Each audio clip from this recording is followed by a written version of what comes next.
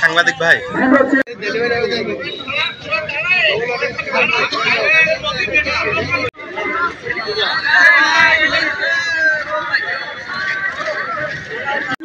বারবার নির্বাচিত চেয়ারম্যান মোহাম্মদ ইসরাইল গাজী প্রত্যন্ত অনুষ্ঠানে যে সকল আওয়ামী লীগের পদধারী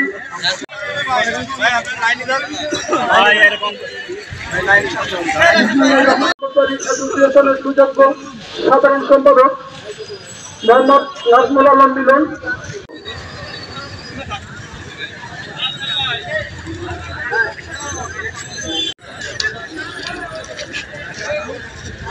ভাই ভাই ভাই ভাই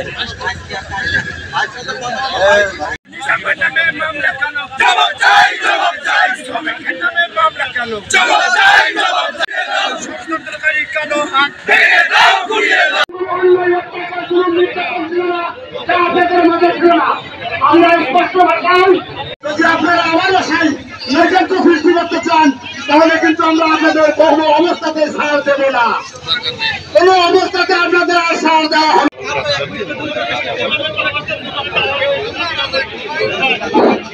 করবেন মেনে নেব না। এই মামলার ভিকটিম খলিল এজাহারে উল্লেখ হয়েছে 10/7/14 সালে তাকে বেলা 10টার সময় ধরা হয়েছে। তা চাই এবং এর সুস্থ বিচার চাই যারা এর নিপক্ষে এই মামলা। আসলে যে মানুষটার বিষয়ে যে মামলাটা হয়েছে এটা হলো 2018 সালে এই মাদক বিরোধী অভিযানে এই ক্রস ফায়ারে দিয়েছিল এই লোকটারে, কিন্তু তারপর থেকে এই যে আমাদের মিলন ভাই, নিজাম ভাই এবং চেয়ারম্যান সাহেবের এদের কোনো জড়িত না। তারপরও এটা ব্যক্তি স্বার্থে হাসিলের জন্য এই মামলাটা করা হয়েছে। আসলে এইভাবে ভাইরা কোনোভাবে এতে জড়িত না, কারণ এই মামলাটা হয়েছে মাদক বিরোধী অভিযান, এতে কোনো ব্যক্তিগত কেউ জড়িত থাকার কথা না।